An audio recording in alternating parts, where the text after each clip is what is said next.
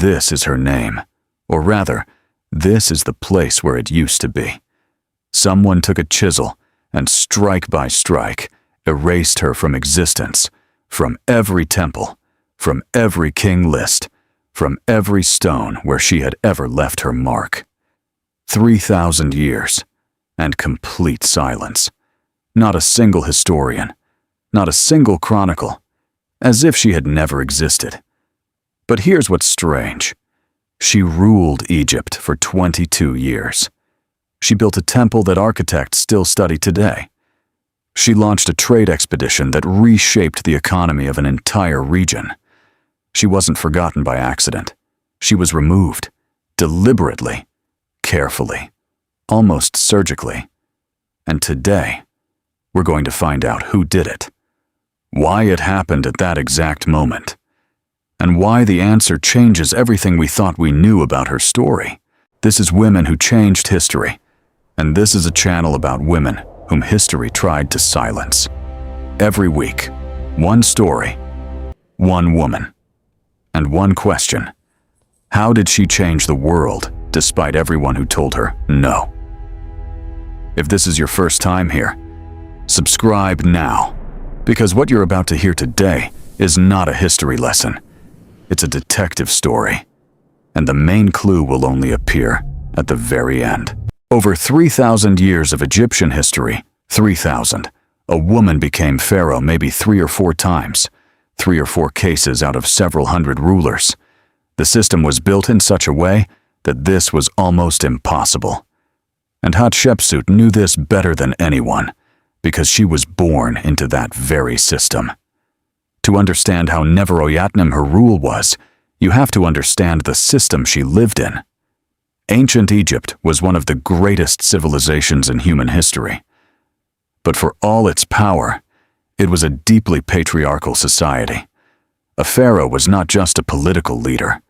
A pharaoh was the living embodiment of the god Horus on earth, a mediator between people and the heavens. And by all the rules, that mediator had to be a man. Hatshepsut was born around 1507 BC, the daughter of a pharaoh. It sounds like a privilege, and in some ways it was. But the privilege of a pharaoh's daughter had strict limits: to become the great royal wife, to be near power, but never power itself. She married her half-brother, Thutmose II. He died early, leaving no heir by her. The throne passed to a boy born to a concubine, Thutmose III, a child who was, by different estimates, between 2 and 7 years old. By tradition, Hatshepsut was supposed to become regent, to sit beside the throne and wait until the boy grew up. She started exactly that way. But here's the question that still troubles historians. What happened in those 2 years that made her decide not to wait anymore? We don't know. Not a single document recorded it. But about 2 years after the beginning of her regency, she put on the double crown. She took the false beard of gold, the symbol of pharaonic power, and declared herself not a regent, not an advisor, not a mother behind the throne, a pharaoh. This is where the real story begins. Because declaring yourself pharaoh is one thing. Convincing all of Egypt, its priests, its army, its people, its gods, is something entirely different. Hatshepsut understood the rules of the game better than anyone, and she used every tool she had. On the walls of her temple at Deir el-Bahari, she ordered the story of her birth to be depicted. According to this version, her true father was not Thutmose I, but the god Amun himself. He came to her mother in the form of a pharaoh, and from that union she was born. Hatshepsut, first among noble women. This wasn't arrogance, this was politics. At her side was Senenmut, an architect, an advisor, and possibly her closest confidant. He designed her great mortuary temple. Their relationship remains a subject of debate. Some graffiti hint at a romantic connection, or perhaps it was an attempt to discredit them both. We don't know for sure. But we do know this. Without allies inside the system, her rule would have been impossible. She built a lot. Fast. Beautifully. At Karnak, she erected 2 obelisks covered in electrum, each nearly 30 meters tall. In Egypt, monuments were not vanity. They were arguments. A pharaoh who builds is a pharaoh favored by the gods. One of her obelisks at Karnak still stands today. Height, nearly 30 meters. Weight, around 320 tons. Age, 3,500 years. And all this time, it has stood with her name on it. Because Thutmose III, who erased her from almost every other wall, could not, or chose not to, destroy the obelisks. They were too tall, too heavy, too visible. She quite literally built a monument that couldn't be erased. But among everything she accomplished, there is one event that says more about her than any obelisk ever could. Around the 9th year of her reign, an Egyptian fleet sailed to the Land of Punt, a place the Egyptians called the Land of the Gods. They hadn't gone there in a long time, possibly for generations. Hatshepsut outfitted an expedition of 5 ships. They returned with 31 living myrrh trees, their roots wrapped in baskets so they could survive the journey. With ebony, with ivory, with gold, with living animals, monkeys, dogs, panthers, because male pharaohs built their legitimacy on war, on conquest, on piles of enemy dead.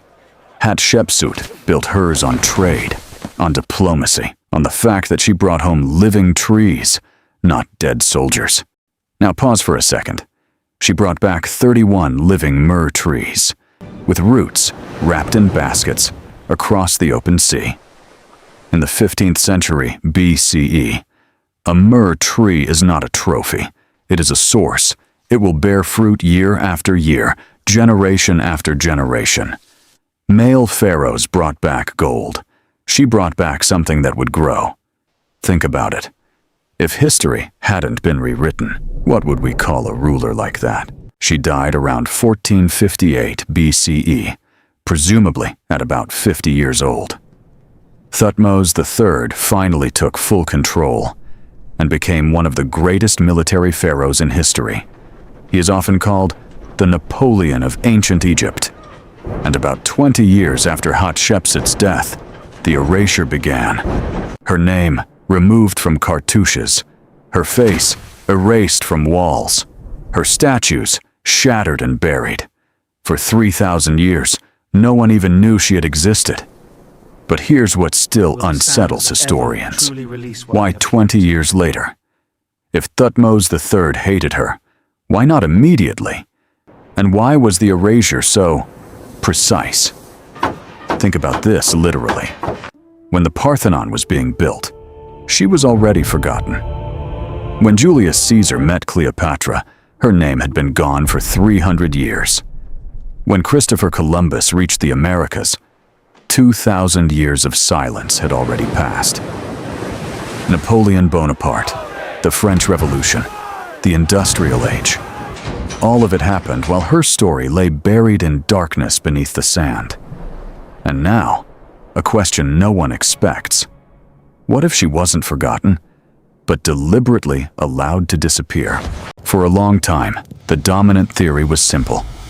Thutmose III erased the memory of Hatshepsut out of revenge. But look closer.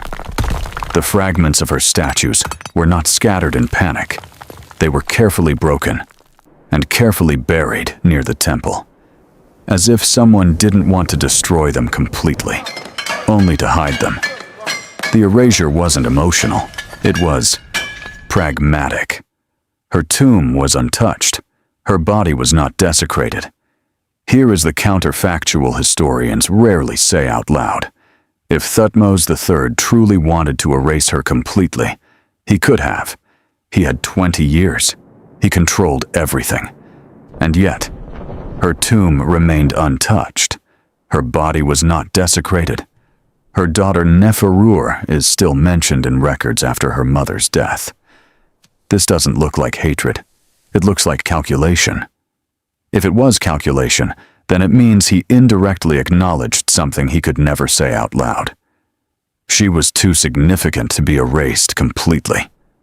The leading theory today, Thutmose III erased her name not to punish a dead woman, but to protect a living son. The presence of Hatshepsut in the historical record, powerful, successful, undeniable, created a dangerous precedent for a male monarchy. She wasn't removed because she lost. She was removed because she won too convincingly.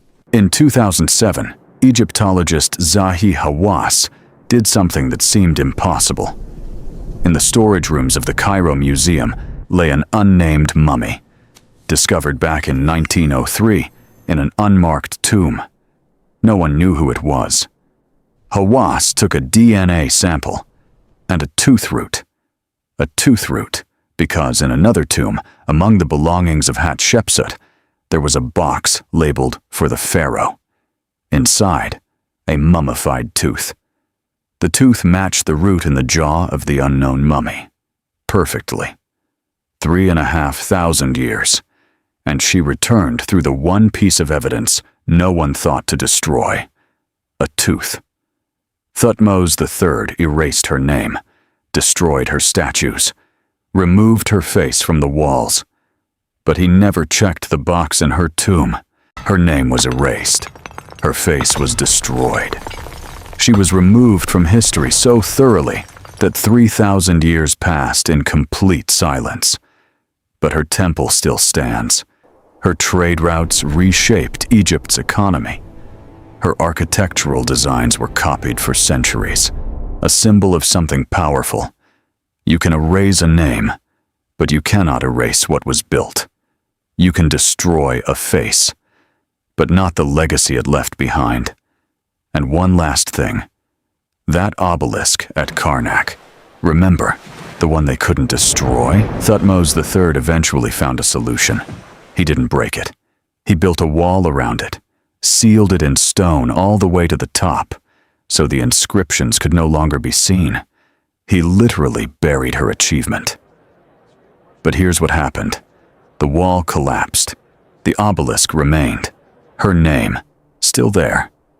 They tried to make her invisible. And yet here we are, 3,500 years later, still saying her name. Hatshepsut. Pharaoh, builder, foremost of noble women. The woman history could not erase, despite everything.